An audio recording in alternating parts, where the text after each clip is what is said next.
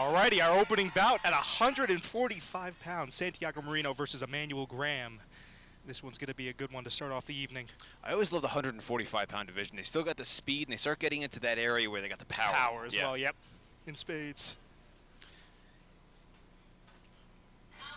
Emmanuel Graham coming into the ring now. Emmanuel Graham making his debut here in the fight circle. He told us he's a martial artist, a warrior, a fighter at heart, and it's only natural for me to do combat. I mean, that's the story with most of these guys, man, is they absolutely love this. You talk to most of the athletes, and the passion and the love for the sport always shines through. Absolutely. Emmanuel Graham, an IT analyst by day, a fighter by night. Fighting out of course, High Impact Gym.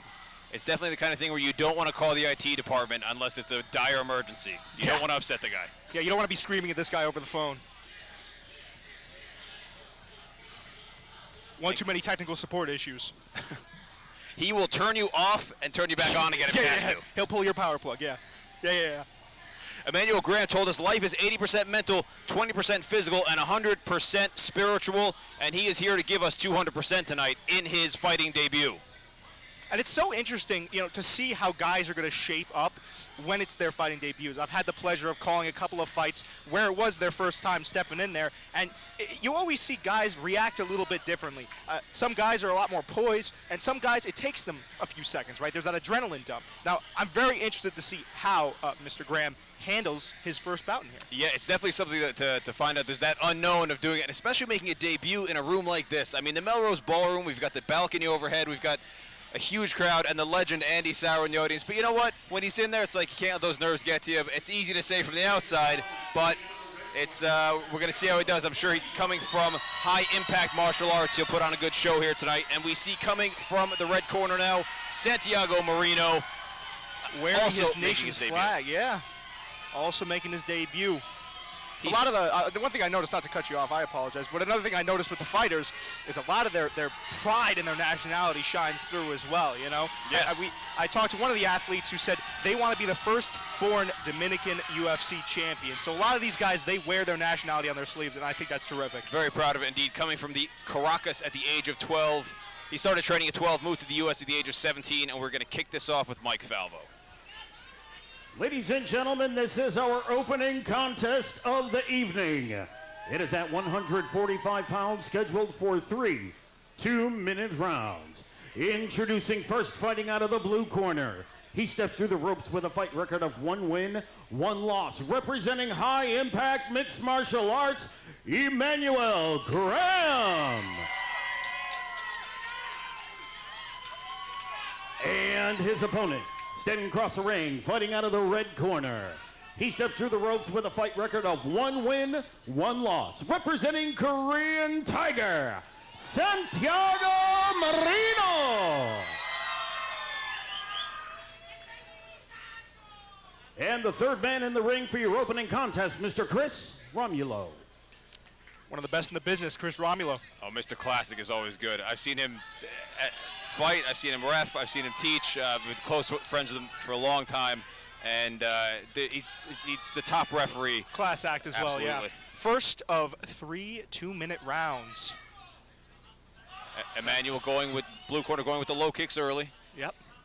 A nice opening pace being set too. I mean, you just assume because it's kickboxing, but solid shots. Pace. Those shots by Marino in the red were nice. Snapped Emmanuel's head back pretty quick. And again. And he's been doing it countlessly. Yep.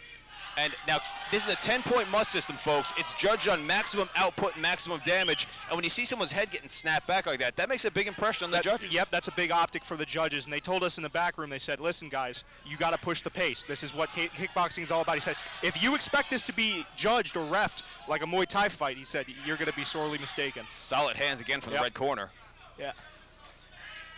You know, it definitely looks like Graham in the blue is not getting rattled. Seems like he's staying calm, trying to stay on his game here. Definitely more of a slow start. I think he might be looking for a big shot rather than, of course, his opponent there Marino, which is trying to, he's more so pushing the pace. I mean, he's doing a really good job, too, of cutting off the ring, of really leading the dance, you know, and that's important early. To your point, Liam, is these guys, it's important because you don't get a lot of time. It's not like this is a 5 minute by 5 round title fight here. You got short time to work. You got 3 2-minute rounds. That's 360 seconds, 6 minutes to prove everything you've got to 3 judges who've never seen you before. And you know what? Listen, back to what we were talking about. These guys, both in their debuts, you wouldn't know it. Very poised.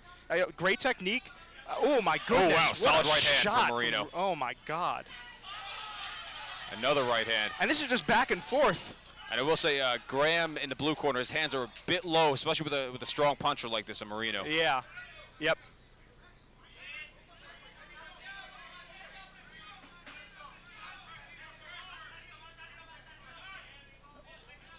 Ten seconds remaining in this round. I'm going to say that was all Marino. Now, folks, a 10-point must system means the winner gets 10, the loser of the round gets 9 or less. Yep. If there's a knockdown, that would be a point deduction, or there could be other point deductions. Yep. Yeah. And something I always like to find interesting is whether or not these fighters opt, I don't know if it's the same in this ring here, if they have stools, but sometimes guys will either opt to stand or sit down. You saw a good mixture of that at RRC 5. You know, it also does kind of set a precedent, too. It kind of gets in your opponent's head if they see you standing up rather than saying, I don't even need that rest. I'm coming at you. And we are officially underway here at the K-Series, the first round of the first bout of the evening in the books. And in my opinion, Santiago Marino in the red took that 10-9. Emmanuel Graham in the blue. Good work in there, but it seems like he's taking a little while. You mentioned, Coop, you mentioned something before, the adrenaline dump, and that's such a real thing. Yeah. Well, you know, and also, Liam, to your point, right, if you're the guy, right, if you're a guy in Marino that's taking that first round really fast and pressuring, how does that play out, right? Because, of course, it's 3 2-minute rounds, but, you know, Graham might have so much more energy now to play with. It could be. I mean, you've got some guys who are fast starters, and then they can't maintain that pace. Some guys are slow starters. But we've only got 2 rounds left, and dropping 1 round in a 3-round fight, it's tough to come back from. I think Graham's got to win the next 2 rounds in order to take the decision in this. He's got to make a statement here. Emmanuel Graham in the blue, second of 3 scheduled 2-minute rounds. Santiago Marino in the red. Nice head movement. I was going to say, great head movement from Graham. It's just Marino is outpacing him. He's outworking him here with volume. Now Graham on the offensive. Graham trying to press forward. And this is times where I wish we had corner cams, or, you know, we were mic'd up in the corners, because I wish I could hear what they're telling their fighters. Perhaps, nice uppercut from Marino. Fantastic. Perhaps you'd have to think that Graham's corner was saying, hey, man, we need a big second round. We need a big third round. It's nice that you were taking that first one to kind of download information, but we need to go now. Yeah, he's got to make an impact on the judges in these next 2 rounds for sure. Doesn't quite have the pop in his shots the same as Santiago Marino does. No, it looks like every time Marino lands, to your point, it's snapping his head back, or it's even kind of blowing him backwards a little bit. And both men came in incredible shape, I must say. Looks like the pace has slowed down a bit for both sides. Yeah, which is expected, as we talked about. Of course. Especially with 2 rookies. Yeah, two debuts. guys. It's very hard to learn how to pace yourself in the first couple of fights, but absolutely. I think it's going to be a grind from here forward for both parties. But in my opinion, I think Marino's ahead in this round as well. He seems to be landing the shots, backing off, not letting Graham respond. Graham's been doing a really good adjustment that I saw is that he is now kind of leading the dance. I mean, say what you want, Marino is landing the lion's share of the shots, and optically to the judges, it probably looks in favor of Marino because, again, every time he lands, it's snapping Graham's head back. But, you know, Graham's doing a good adjustment here in this second round. Solid combinations there from Marino. We saw a hook, low kick, and then a very, very tight jab going in there. Way to circle out. That was slick. That's very impressive for somebody so early in their career. Second of 3 rounds in the books, 1 final round to go. And I agree with you, Liam. I think Marino's up 2. So now you have to ask, does Graham need a statement in this 3rd round? He does, but Marino is determined to not let him take it. Yeah. Of course, a big thank you goes out to our ring girls and the production team, often 2 unsung heroes of the business. Yes, this truly is a team effort. Seeing behind the scenes the amount of work that goes into this, everybody on the production crew and everybody everybody from everyone to assembling the ring or assisting in the locker rooms. I mean, this takes so many people to put together, and when it goes off well, it's just fantastic when you see such a great operation like this. And you know what? I will say this, just getting back into the fight. Marino, the slightly shorter man, but he's done a really good job. Usually you see shorter guys will need to kind of push the pace a little bit more, get inside, use their boxing. He's done a fantastic job. Now, of course, the third and final round between these two rookies. Marino opens up with a nice leg kick, yep. And for both athletes, you just have to put it all out on the line. Solid nice head kick, yeah. Now more than ever, it's go time. Nice the jab snaps his head back, yep. I think Marino knows he's pouring it on here, trying to convince the judges in this final round. I think he's got it 2-0 at this point. Yeah, has to. And if you're Graham, I mean, also if you're Marino, you have to understand that Graham's going to be a little bit more desperate now because he feels he needs a finish. So props to Marino for not just coasting, for staying in the fight, because, you talk about a lot of guys, how they would have probably just fought a little bit more defensively. They know they don't really have to overextend or do anything too crazy to risk getting knocked out. Marino's staying in his face, man, and he's throwing. We saw a nice outside knee there from, nice uppercut again. Goodness. That's the second time we've seen that. A really shifting slick uppercut too, yeah. But you're 100% right, Liam. The pace is really slowed down here. The adrenaline dump is real. 50 seconds remain. Less than a minute to go.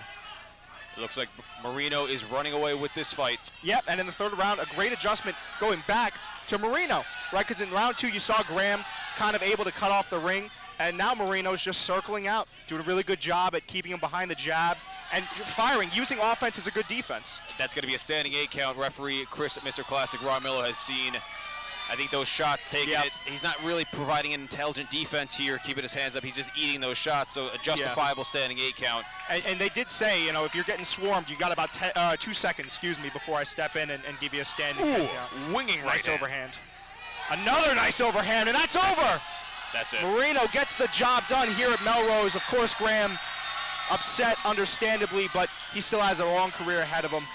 It's very tough as a referee to make that call. I mean, it's a lose-lose situation in some ways, because a lot of people, that saying you hear from people, fight fans, they'll say something like, there was only 10 seconds left, they should let him go out in his shield. It's like, dude, you're not the one who's going home with the brain issues. Yep. We're going to see a replay here real quick. Yeah. But good call by referee Chris Romillo. Absolutely. 2 overhands. You can see just second comes here, and referee had seen enough. I mean, to your point, a lot of people like to talk on the sport. They haven't entered the ring. They don't watch it concurrently. I mean, these guys are putting it all out on the line. Their health long-term, their short-term physical health. I mean, you always want to err on the side of caution. Oh, of course. I mean, safety a priority here. This is being sanctioned by GAMA, the Global Association of Mixed Martial Arts. Fighter safety, always a priority. We've got doctors at ringside. We've got EMTs on the side. And outside the front door, we even got an ambulance. The historic ambulance. So, yes, again, congratulations to Santiago Marino out of the red corner from Korean Tiger Studios and Ascend Athletics. His coach, Jay Lee, Carlos Abando, and Jeremy Kaplan have to be happy about that. And Emmanuel Graham going in there, doing something that 99% of people probably wouldn't be able to. And I hope we get to see him again. This will be you either win or you learn, as they say. Absolutely. That's what I always say, man. For the official announcement, we will go to Mike Falvo. How about a nice round of applause for these two great fighters in one hell of an opening bout, ladies and gentlemen. Ooh, language. Referee Chris Romillo has called a stop to the fight at 1 minute 51 seconds of round number 3. For your winner by way of TKO, Santiago Marino.